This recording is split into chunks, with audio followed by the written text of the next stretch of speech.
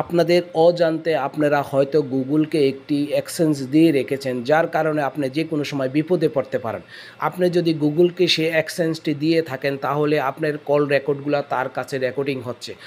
যেই কোনো সময় আপনার সেই কল রেকর্ডগুলো তারা ভাইরাল করে দিতে পারে, আপনার অনেক বড় ক্ষতি করতে পারে। তাই আপনি গুগলকে কোনো অ্যাক্সেস দিয়ে রেখেছেন কিনা সেটা প্রথমে দেখে নিন। দেখে যদি দিয়ে থাকেন সেটাকে বন্ধ করে দিন। কিভাবে করবেন সেই কাজটা দেখার আগে আমার অনুরোধ, আমার এই ভিডিওটি অবশ্যই টাইমলাইনে শেয়ার করে রাখবেন। পরবর্তীতে আপনার কাজে আসতে পারে, অথবা আপনাদের বন্ধুরা দেখে তাদের উপকার হতে পারে। আপনারা কি করবেন, আপনাদের মোবাইলে থাকা প্রথমে জিমেলটি ওপেন করে নেবেন। জিমেলটি ওপেন করে ডান পাশের প্রোফাইলের উপর ট্যাপ করে দিবেন।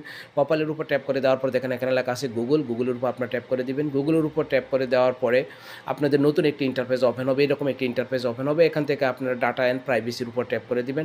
ডাটা অ্যান্ড প্রাইভেসির উপর ট্যাপ করে দেওয়ার পর স্ক্রল ডাউন করে চলে যাবেন নিচে, দেখেন ওয়েব অ্যান্ড অ্যাপ অ্যাক্টিভিটি, এখানে আপনারা ট্যাপ করে দিবেন। এখানে ট্যাপ করে দেওয়ার পরে নতুন আরেকটি ইন্টারফেস ওপেন হবে। দেখেন এইরকম একটি ইন্টারফেস ওপেন হলো। আপনারা স্ক্রল ডাউন করে আবার চলে যাবেন নিচে, যাওয়ার পরে দেখেন এখানে কিন্তু 3টা বক্সে কিন্তু টিক মার্ক দেওয়া আছে।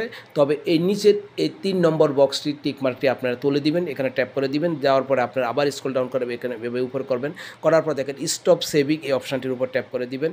এই অপশানটির উপর ট্যাপ করে দেওয়ার পরে দেখেন এখানে লেখা আসে গট ইট, এই গট ইটে ট্যাপ করে দিবেন। ট্যাপ করে দেওয়ার সাথে সাথে দেখেন আপনার এই বক্সটি এখন আর টিক মার্ক নেই। যদি টিক মার্ক থাকে তাহলে কিন্তু গুগলের কাছে সকল তথ্য কিন্তু আপনার চলে যাচ্ছে।